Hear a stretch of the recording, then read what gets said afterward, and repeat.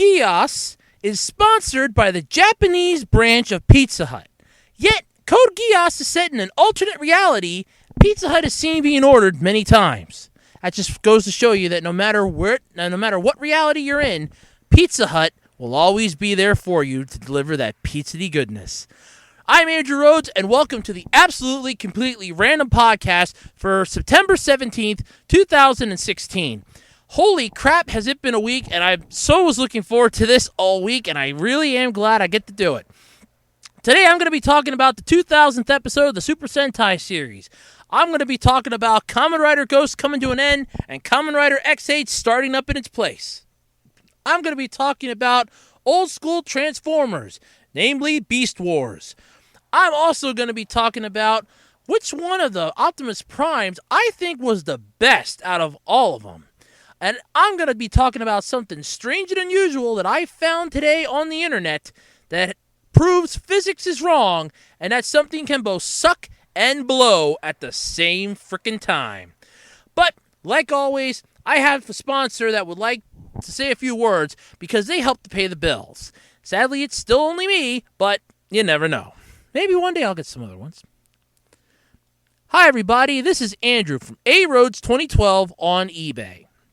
Are you looking for trading cards, DVDs, action figures, odd things that you just may not see every day, parts to repair old Transformers or old toys, namely stuff from the 90s on?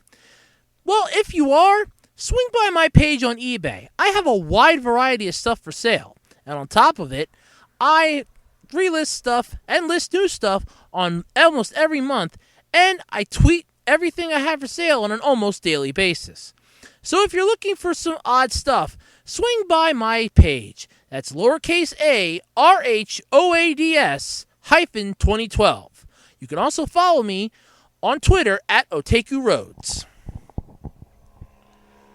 All right, so let's start off with the it's just been a long week for me. Something I was hoping wouldn't happen happened. It's got me a little disturbed. Yeah, it's just not been a good week, basically, for me. I mean, some good stuff has happened and a lot of bad stuff, so my philosophy of yin and yang is still in effect, and it's still holding true. For every good thing, one bad thing must balance out the world. And I dare anyone out there to tell me otherwise, because you know it's true. But nonetheless, it's going to be a wonderful day here at the Absolutely Completely Random Podcast.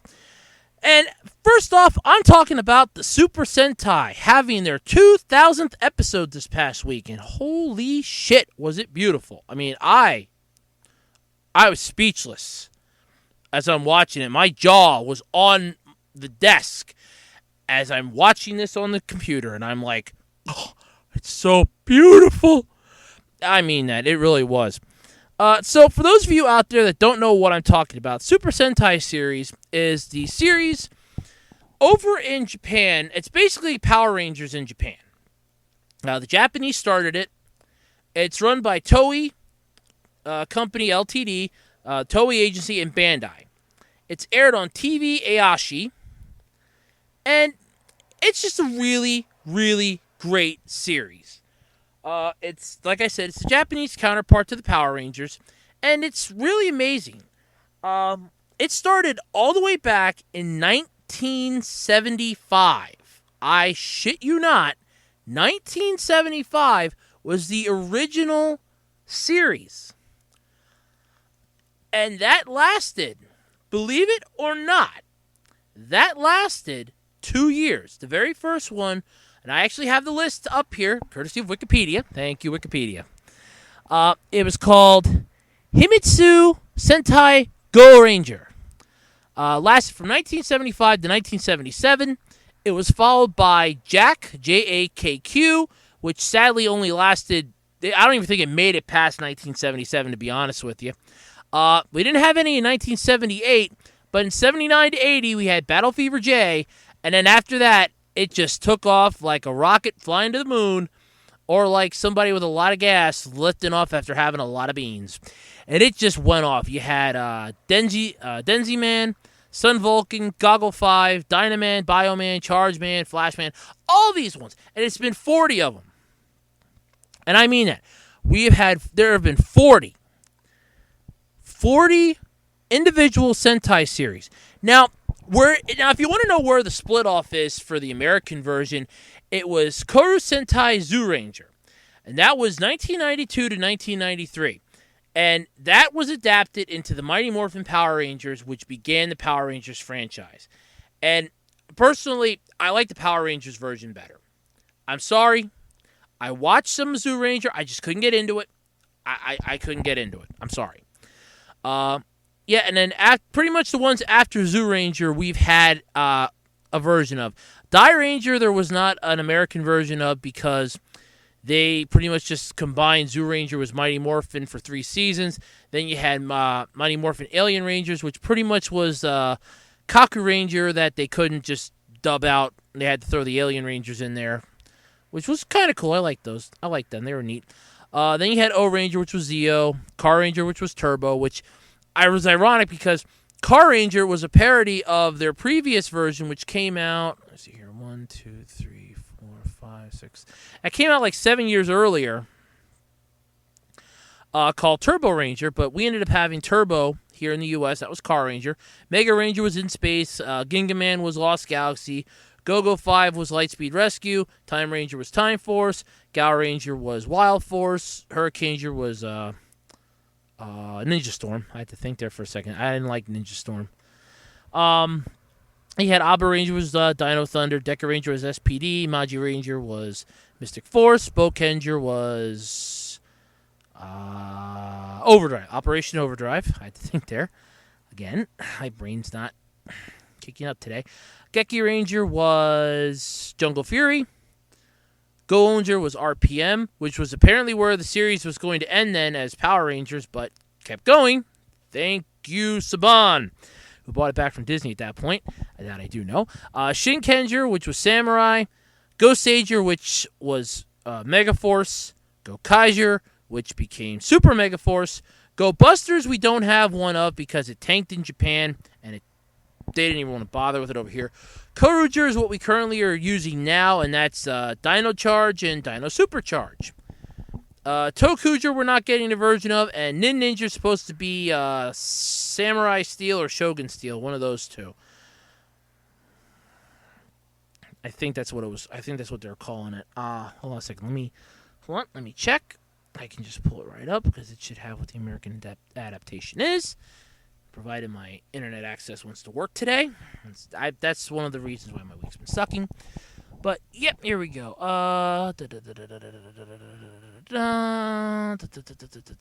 Yes, it will be called Power Rangers Ninja Steel. Yeah. It's supposed to be footage will be used for the 2017 American Power Rangers season, Power Rangers Ninja Steel. But enough about the Power Rangers. I want to talk about the Sentai. 2000th episode aired this past week, and holy shit, was it beautiful. And I mean beautiful. It took off right where the 1999th episode ended, which was with Gokai Red in Jetman form, taking on Zuo Red in Eagle form, and oh man, was it beautiful. I could not take my jaw off the desk. That's how great it was. While they're duking it out in the air, the rest of the Go-Kaisers are taking on the rest of the Zuogers, with the exception of Guy and Minato, a.k.a. Zuo World, and Guy Ikari, a.k.a. Gokai Silver. Really neat. But yeah, so you had them duking it out all over the champion symbol, which, let's be honest, if you've ever seen Go-Kaiser, you know that Captain Marvelous does not actually keep treasure that they find or treasure that they're going after. The Ranger keys he gave back at the end of the series, spoiler if you haven't seen it already, he gave them back at the end of the series. He gave back he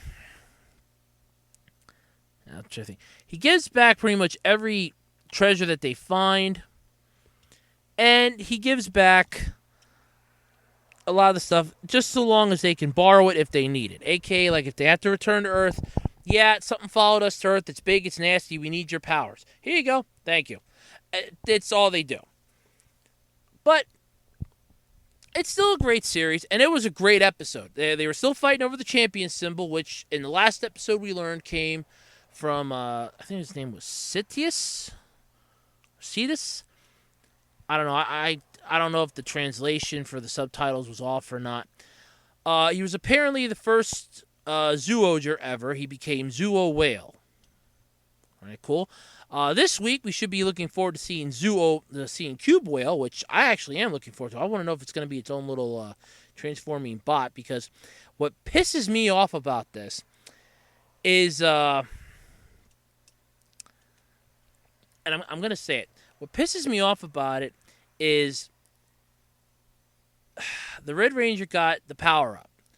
Now, I understand the need for him to get the power-up because he's the one that's protecting the planet. It's his planet because he's the only human in the actual team besides Zuo the World. So, Zuo the World already has 3 transformations. He can go crocodile, wolf, and rhino. I had to think there for a second. Like I said, my brain's not working today. So it's neat to know that. It's really cool to envision that. So him getting the power-up, okay, that makes him even with that. But the other ones are still getting screwed. I mean, don't they have the abilities to transform or awaken a second beast like Zuo Red did? And his name is escaping me. That's why I'm just going to call him that for now. Can't they awaken another beast? I don't know. It would be cool to see. I don't know. Who knows? But yeah, I'm looking forward to seeing how this goes this coming week. But the 2000th episode was epic. Seeing the Gokaiser cast again after 5 years was just amazing. They were the 35th Super Sentai series, and that's exactly where I came in at too, by the way. It was the 35th series, which is a great place to come in. Cannot argue that. I came in at a good spot, because then I got to understand a lot of what was going on. I got to understand a lot of the series. I got to understand a lot of everything. So it was really great to come in there, because then that got me interested in checking out the other ones. And then I'm reading stuff on the other ones, and I am understanding stuff about the other ones. And I'm like, yeah, I like this. This is cool.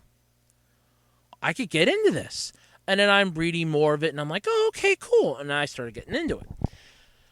But yeah, seeing the Gokaisers come back, the only one that really threw me, and I do have to say this, was the one that played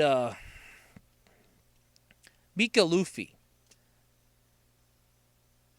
She changed a lot since the last time I had seen her. The last time I think we saw the actress, unless you watch Japanese drama, I don't know, she may have been in another show, I'm not sure.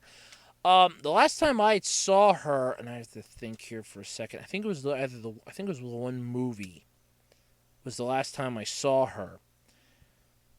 But yeah, she changed a lot. I mean, she was almost unrecognizable. I actually had to take a step back for a second and go, yeah, that is her, and damn, she changed. But you figure 5 years, most of the cast still looks exactly like they did. The one that played Guy Ikari, a.k.a. Gokai Silver, he just, his hair just grew out a little bit. But Captain Marvelous, Joe, Doc, Ami, they were all the same. I mean, they looked exactly the same from when the series ended. Exactly the same. And I'm like, they didn't fucking age a bit. Damn. Where did they find the Fountain of Youth? They didn't age. And then I look at Mika, and the yellow one, I look at Gokai Yellow, and I look at Gokai Silver, and I'm like, holy crap. Okay, so Guy just grew his hair out. Okay, I get that. But what the hell? I just couldn't wrap my head around that. I'm like, hey, she really changed. I mean, okay, it's, 5 years. She's not going to stay the same, but still. Yeah, that threw me. That was the only one that threw me. But otherwise, it was really great seeing it. It was great hearing my all-time favorite catchphrase, Gokai Change. I actually own the Gokaiser Ranger keys. Those were the very first thing I ever bought on eBay. As I really wanted them. I have all 6 of them. I don't have Gokai Christmas. I thought about getting it, and then I'm like, no. because I was talking to a couple people online about it, and they're like, the only reason why you want to get that is if you're anal enough that you really want it. I said, if you just wanted the 6 Gokaiser keys, just keep the 6 Gokaiser keys. I'm like, you know what? I'll keep them. The one I bought them from on eBay actually included a free Ranger key with it. That was cool. So I ended up getting Go on Red, which is really cool because he was the one I liked out of the Go Ongers. So that was really cool. So that was neat. So I ended up getting 7 instead of 6. I did have the Go Sager keys, but then I got rid of them after watching the horrible adaptation that was Power Rangers Megaforce, which royally just pissed me off royally. But yeah, so the Super Sentai series is kicking itself to high gear. I'm looking forward to seeing where this goes. I'm looking forward to seeing the rest of this series. I can't wait to see what they got coming up next because, keep in mind, it's now September. They usually figure out what they're going to be coming up with in February and September. It's usually like around September, October is when the Japanese company gets the publishing rights and the patent rights, and they file those. So I'd be interested to see what they're coming out with next, but I'm really looking forward to see how this keeps going. It's getting good, and I like it. So, yeah, there's that. So, continuing on with the Power Rangers versus Super Sentai thing here before I go on to my next topic. So I'll end the one, do this little sub thing, then I'll go on to the next one. I wanted to explain some differences between the two shows. So, if you watch the Super Sentai series, then you watch Power Rangers, you're going to have differences. Mostly because of the cultural references. You can't have Japanese stuff in an American television show. They're not going to understand it. That's understandable. But what pissed me off about the one, Megaforce, that was the 20th anniversary of Power Rangers. And they did everything wrong. Everything. Samurai and Super Samurai were great. I don't know why we had to have the super part. Okay, sure, the ending was different, but yeah, the ending's going to be different. But Megaforce and Super Megaforce sucked. So badly, it wasn't funny. Megaforce, basically, we were getting invaded by bugs. So, at that point, I'm going, okay, so where are the Men in Black? We're getting invaded by bugs. Insects are their specialty. Where are the Men in Black? Yep. Nope, they're nowhere to be found. We're getting invaded by bugs. And then one of them ended up being Prince, which none of it made any damn sense. It really didn't. They included the one villain from Go Sager, who was supposed to be this dark angel type guy who was trying to get into the Gosei world. Never understood it. Don't want to understand it. I've watched some clips of Go Sager. I don't plan to watch a lot of it. But out of the two of them, I think Megaforce did a piss poor job representing it. And then when you get into Super Megaforce, I wanted to scream so loudly. And Nickelodeon, I can't fault them for this. I can't fault Ham Saban either, because they just gotten the rights back. They only had enough time to do Samurai and Super Samurai. They were still getting their feet back into the water of, okay, how do we do this? How do we make lightning strike twice? We got to get lightning in a bottle here again, because if we just push out something that sucks, they're going to hate us for it. And I understand that, but Super Megaforce sucked. If that's what your rendition of the 20th anniversary, and at that time you were now talking the 21st, because they kept saying it's now the 21st, because they're counting that stupid-ass reboot of Mighty Morphin Power Rangers that aired for like maybe a month and a half on ABC as the 19th, or I'm sorry, it's like the, yeah, it's the 17th season. I'm going, no. That is not the 17th season. No way in hell. But, yeah, there's that. So, I mean, I have nothing wrong with Power Rangers. I grew up with Mighty Morphin. I loved it. So, there's nothing that the Power Rangers have done that have pissed me off. I couldn't follow Ninja Storm, so I didn't really watch much of Ninja Storm. I loved SPD. I loved Mystic Force. I thought Jungle Fury was sweet.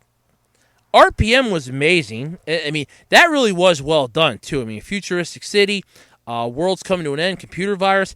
Hey, that's basically knocking on the door of what's happening nowadays. I mean, you run the risk of a computer virus just taking down the world. You never know. But, yeah, I thought that was well done. But then to have Samurai, I was a little hesitant on that. They brought back one of the older characters for that one, but it wasn't an older Power Ranger. It was the old Comic Relief. I think, I'm trying to remember what his name was. It was Bulk. I think it was Paul Schaefer, I think his name was, if memory serves. Let me check. Let me check here quick. I'm probably going to pay for this in about 30 seconds. I know it. I'm pretty sure it was Paul Schaefer because I saw his picture up on Jason David Frank's Facebook page and his Twitter page, both of which you should follow if you're a Power Rangers fan, as he's one of the best Power Rangers there is. There you go. List of Power Rangers characters. Again, thank you, Wikipedia. First time I actually get to do this. Yay, thank you, Wikipedia. Okay, his name was Bulk. I remember that, so let me look under B's. Let's see here. Bulk. See Bulk and Skull. Okay, I'll see Bulk and Skull. Yeah, okay, it was Paul Schreiner. Okay. Yeah, okay, I was close. Yeah, it was Farkas Bulkmeyer, a.k.a. Paul Schreier, and Eugene Skulovich was Skull. Both of which returned in Power Rangers Samurai. Though Skull returned at the end of the series, it pulled up in a limo. Yeah, that was a great way to do that. Oh, gee, thank you, Google, for telling me that. I have to do that and that now, huh? Yeah, that doesn't work either. Okay, I was trying, all right. Yeah, so, like I was saying, I don't have a beef with Power Rangers. I think they do a lot of good stuff. Dino Charge, the early episode the Nickelodeon released, I was watching that. And I agree with everybody. They found the roots again. They knew exactly what they were doing. I mean, don't get me wrong. It was well made. I think it was beautiful. It was just... It was great. It really was. It was just like the old school Power Rangers ones. You had 2 Rangers that started it off. You didn't have all 5 of them. Then you grew to 5. I saw a couple episodes. I kind of got a kick out of how they ended the first half before they became Dino Supercharge, where they blow up the ship, and they're celebrating. It's like, yay, we beat the bad guys. And I'm thinking to myself, did none of you morons bother to actually check the ship? You're doing what the bad guys do, and you're celebrating prematurely. And I'm like, dumb. But yeah, there was that. But either way, it was still a good show. I haven't seen any of Supercharge yet, other than clips that are up on YouTube. But other than that, I think it's a great show. Like I said, Power Rangers can't really do anything wrong. They do have their downsides, but so is the Super Sentai series. Go Busters. Come on, that really wasn't that great. I can think of another one on here. Yeah, okay, so it's pretty much just mostly Go Busters. It's mostly just Go Busters. Go Busters was the one that sucked a bit. So, but yeah, it's still a good show. So, I highly recommend it. If you want to check it out, I know this first few seasons of Power Rangers are out. My personal recommendation, if you want to watch Power Rangers, granted, okay, you'd have to really start from the beginning so you can follow all the characters and know who they all are. But if you already know the characters, you already know the premise of the show, my recommendation is to pick up Season 3. Mighty Morphin Power Rangers Season 3, because it has a 3-part episode in there that is one of my all-time favorites called Master Vile and the Metallic Armor. And you also have the 4-part Ninja Quest, which was the kickoff of the official kickoff, I should say, of Season 3. Not that crappy crossover with Masked Rider. No, we're talking the good kickoff for Season 3 here. Ninja Quest when Rita's sister, or when Rita's brother Rito comes and destroys the Thunder Zords and the White Tiger Zord. Yeah, those 7 episodes are about the best you're gonna get. The rest of them are good, but those really set the tone and they really go. So yeah, if you want to pick one up, I recommend that. Otherwise, just pick them up or watch them if you can. They're really good and it's really worth it. Okay, time to talk Kamen Rider. Holy crap, Kamen Rider goes through a curveball at me this week. I was watching it, and I was shocked as hell when the one character actually changed his ways and then up and dies. For those of you who weren't following it or that missed this week's, I apologize. I'm going to spoil it for you. But it's still worth watching. Trust me on that. It's worth it. It really, really is.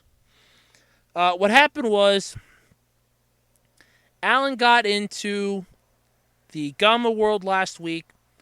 Began taking on his brother. Or at least found his brother.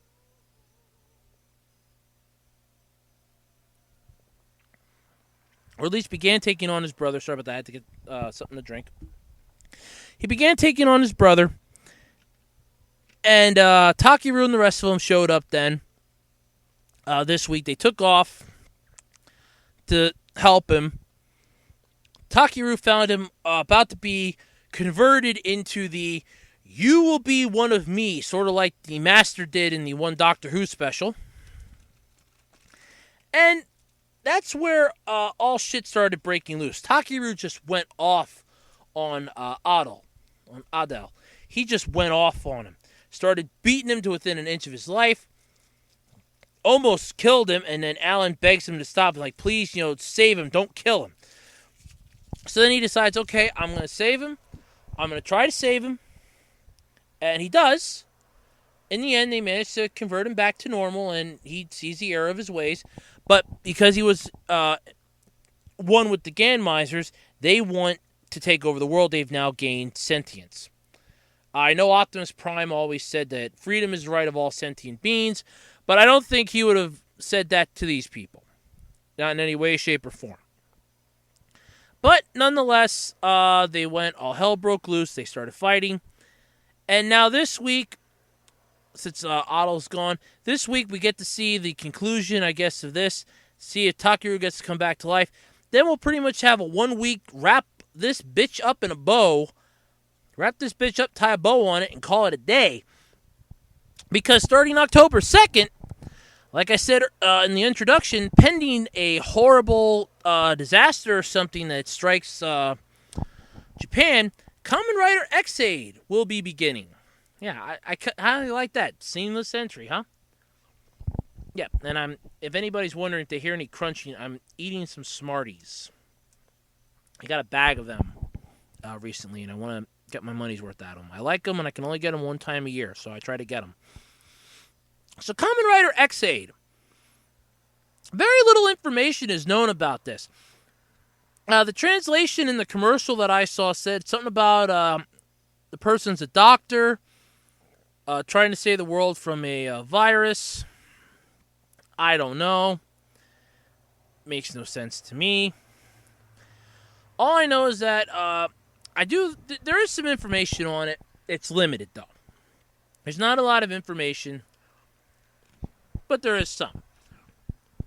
According to Wikipedia, the show will feature Lupin III Part 4 chief scriptwriter Yuya Takahashi. So for those of you that like Lupin III Part 4, that's going to be pretty good. I thought Lupin III was pretty good as an anime series. That was really great. Yeah, so he's going to be the chief scriptwriter on a Kamen Rider series for the first time. TV Ayashi producer Motoi Sasaki, who has produced various Kamen Rider shows and co-producer with a Toei producer in the past, will serve as chief producer for the first time. Takahito Omori, chief producer on Koruger and Kamen Rider Drive will also produce. So we're already getting a person who's a chief producer on a really great Sentai series and a really good Kamen Rider series. So this is really going to be a good way to do this then. So, yeah, it's scheduled to premiere October 2nd. I'm looking forward to it. Like I said, I'm going to keep an open mind. I don't know if it's going to be good or if it's going to be bad, but I'm going to keep an open mind on it. It could suck. It could be great. It could be the next best thing. I don't know.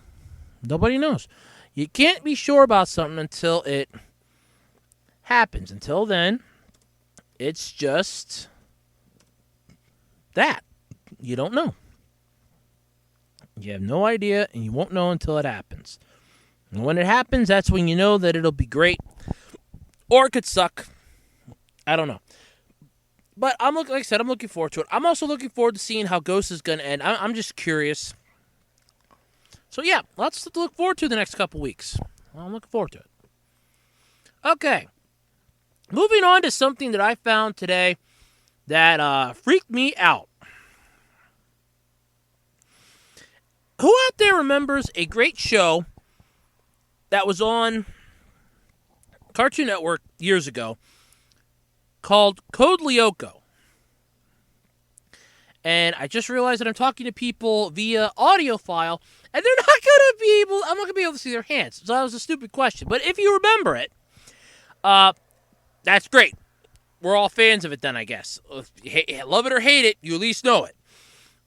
For those of you that don't know it, Code Lyoko is a French animated television series that was created by two people, produced by Moonscope, and it aired on Cartoon Network. It basically dealt with a group of kids taking on an artificial intelligence that went cuckoo for Cocoa Puffs named Xana, Xana, for those of you wondering. And it was 2D hand-drawn animation and CGI. Began its first full run with 95 episodes on September 3rd, 2003 on France 3 television series, and ended its run on November 10th, 2007.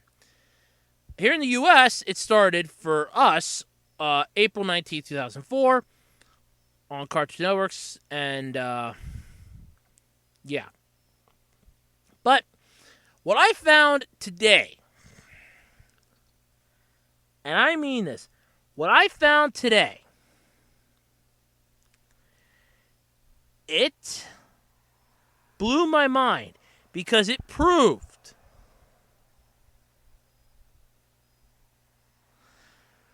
and I mean that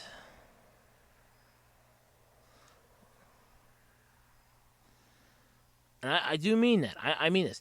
It proved that science and physics are wrong. Something is capable to not only suck, and it can not only suck, but it can blow as well at the same time. They made a spin-off. According to the Wikipedia article, Code Lyoko was on May 31st of 2011. Moonscope announced via its Facebook page that Code Lyoko would return for a 5th season. It was partially due to the huge fan base. The season consisted of 26 episodes and contained a mixture of live action and CGI. The show was then renamed, and here's what we go with, ladies and gentlemen. This is what drove me nuts today as I watched it. Code Lyoko Evolution, which killed off everything that was good. I'm sorry. It did. It killed off everything that was good about the original. I like the fact that the original was a cartoon, because then it didn't make you feel like you were watching a Power Rangers knockoff. You weren't watching like a rebooted, redone VR Troopers. No. It's real, it's live action and CGI. They kept the CGI for the Lyoko sections. So when they transport to Lyoko, hey, it's CGI.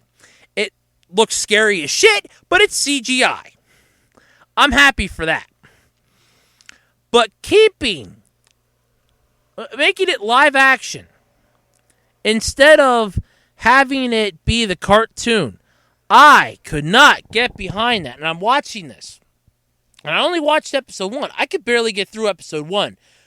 My mind was just blowing. I couldn't take it much more. What bothered me about episode 1, besides the fact that Ulrich now seems like a jackass and a real... Yeah, so besides Ulrich seeming like a royal weenie and a royal dick now, you have the entirety of everyone just... Ugh. The plot of the whole series, it's set 1 year after the events of the original series. Jeremy, Odd, Ulrich, William, Yumi, and Aelita, they're back to their daily lives at Caddock Academy. Xan is supposedly defeated, gone with the wind. Who cares? And everything's great. Yeah. Everything's great except for one problem. Xan is back. And from what I gathered from watching this first episode, and this is the only episode I ever planned to watch for this, I'm not planning to watch any more. I don't think my mind could take it. Xana implanted a code in each one of the kids, or aka the Lyoko Warriors, so that he could use that, I'm assuming, to come back and make himself stronger. So he's creating specters, from what I gathered, to harness and remove these bits of data so that he can regain his power. Okay, who cares? So, it's just weird, insane, crazy, and I just can't wrap my head around it. You ended the original series on such a good note. Why? Why the holy of hell would you want to make a sequel to something that you ended perfectly? That's like rebooting half the movies that Marvel's rebooting. Oh, we're going to reboot the Fantastic Four. Why? Why? Why? The first two may not have been great, but they were better than what you gave us. Why? Oh, because we have to. No, leave it alone. It's fine the way it is. No, can't have that. And it sucks. It royally does. It drives me up a tree knowing this. And knowing that they officially and effectively did this bothers me even more. Because it was a great series. Why piss on a great series and make it suck by turning it into a live action show? There are enough of those around the world, nobody needs to see it. And then you put the Code Lyoko name on it. I don't care if you stick Evolution on it afterwards. Yeah, okay, you're evolving the show. Yeah, it's evolved. It still sucks, but it's evolved. Ugh. But, yeah, there's that. If you want to be brave enough and watch it, be my guest. It's already run its course. It's over. Apparently, it only had one season. Thank God for that. I really do mean that. Thank God for that. It only had one season. Aired from January 5th to December 19th, 2013. Yeah, that's unlucky. And it just... Yeah, I could not get behind that. I'm sorry. I really can't. I really can't get behind that. That show just sucked. All right. So, let's talk about some old school Transformers. Yeah, that's right. More than meets the eye. They're robots in disguise. Transformers. Yeah. Remember those old commercials? God, those were annoying. But yeah, let's talk about Transformers. Recently, I started watching some old Beast Wars episodes. Don't ask me why. I really don't know. It's like a nostalgia feeling. I started wanting to watch it. It started off with clips on YouTube. Then I found a couple episodes and I'm watching them. I'm like, yeah, this was cool. Most of it was like season 1, some season 2, and I did watch the season 3 finale when Megatron was finally defeated and all hell broke loose. That was really great. But, yet, nonetheless, it was still a weird show. And I mean that. So,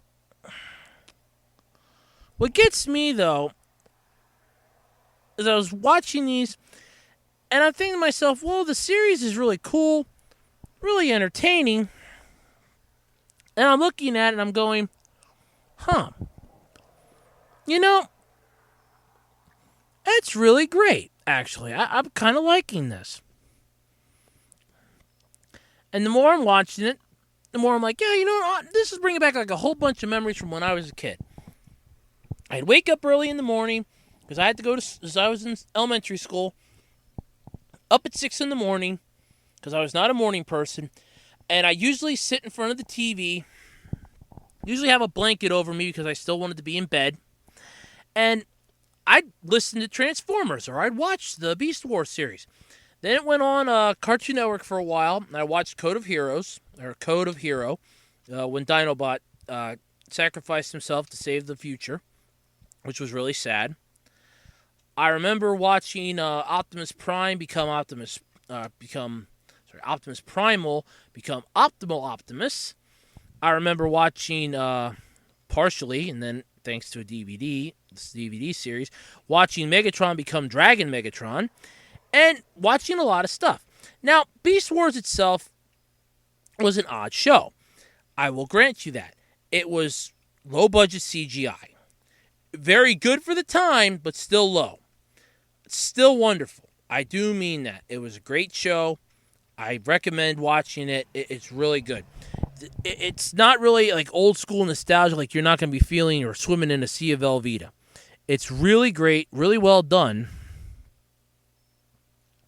And I, for one, think it's really cool.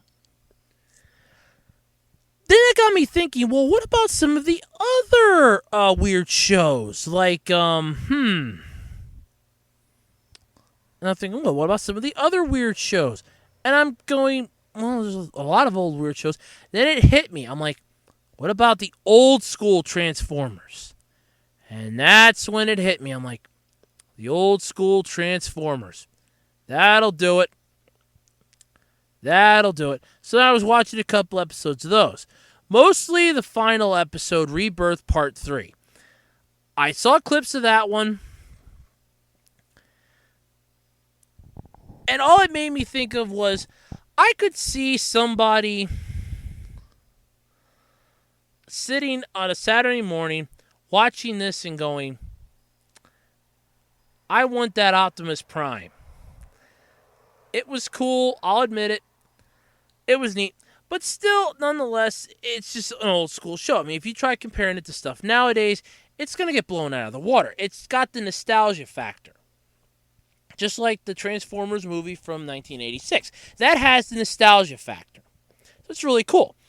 So but on top of all that, though, it had me thinking, and I was going through, and I'm like, I wonder which Optimus Prime's the best. Because I'm a fan of Optimus Prime. I always have been, always will be. He's my all-time favorite Transformer, like everybody else, but at least mine, I have a reason for it. It's not just because, oh yeah, he's the leader of the Autobots.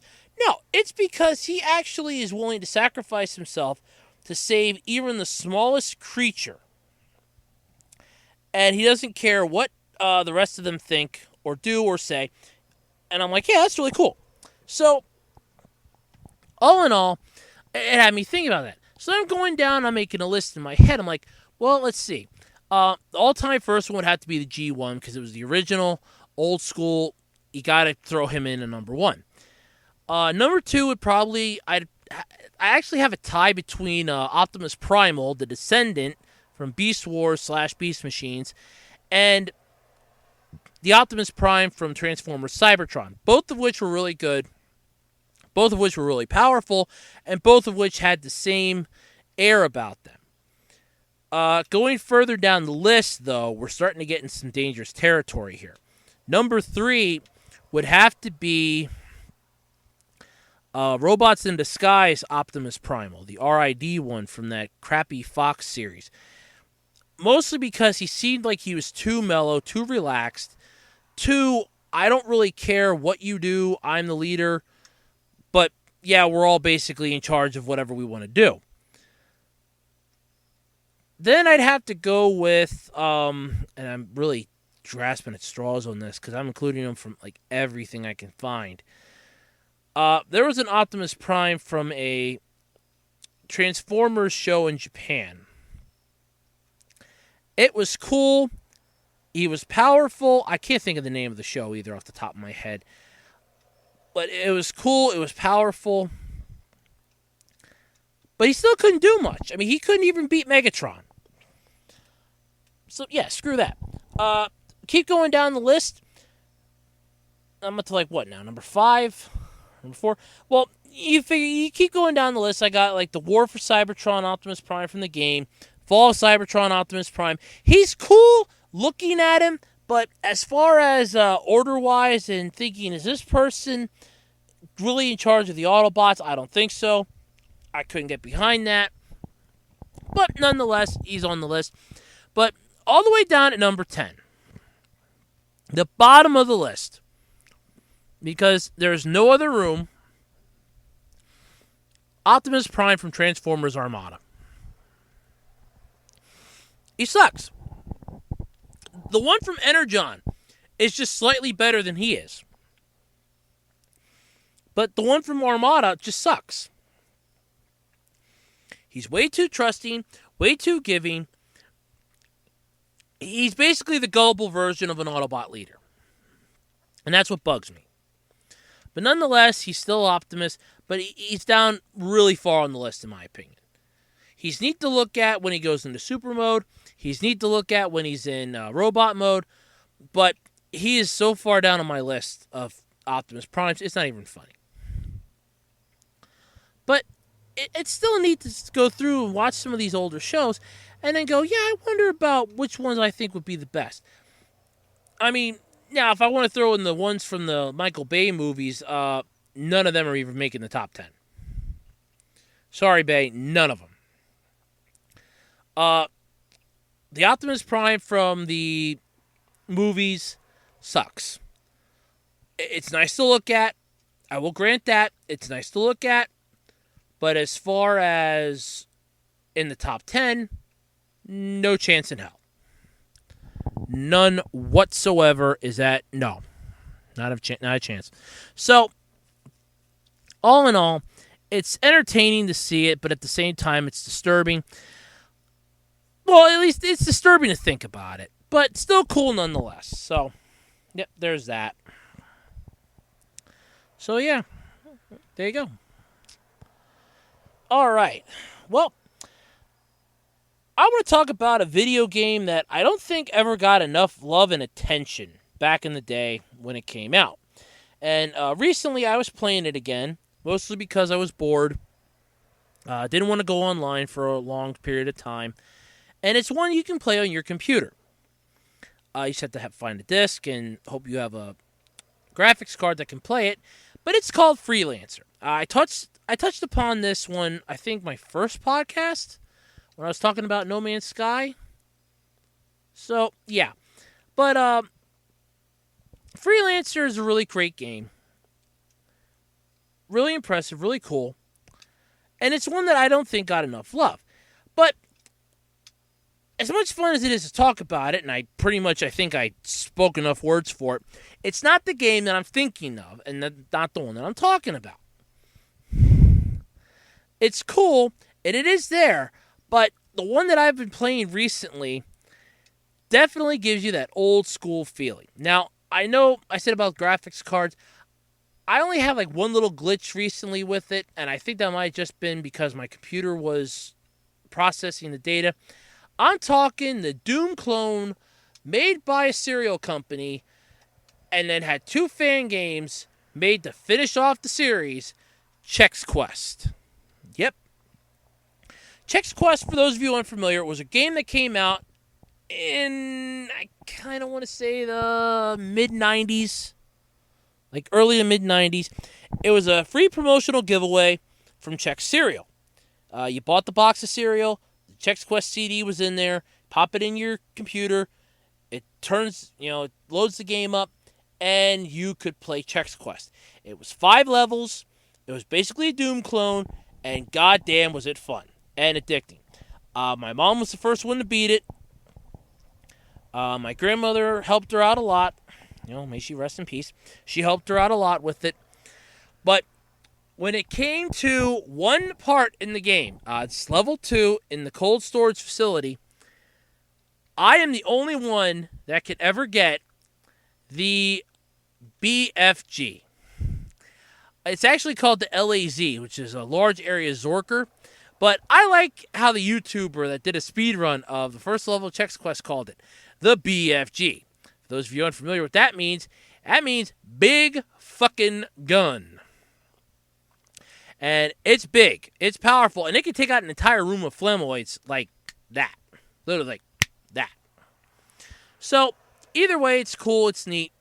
It's definitely something that if you haven't played it before, I highly recommend it. You can download it. Just Google search Chex Quest 3, and you can download it. There, like I said, 2 fan games were made. Chex Quest 2 and Chex Quest 3 were fan-made games, and if you just find Chex Quest 3, you'll have all 3 of the games. You'll have the original, and you'll have the 2 fan-made sequels. Chex Quest 2 was entertaining. There are a couple levels that I highly recommend you avoid, like the Plague, but I can't tell you to avoid them because you need to play them. I just do it really carefully. As far as Chex Quest 3 is concerned, there is a level in Chex Quest 3 that I wish on no one, and it is the final level. It is a gigantic nightmare of a cluster. I mean, it is just ungodly. So freaking unholy, it's unreal. But nonetheless, it could be cool.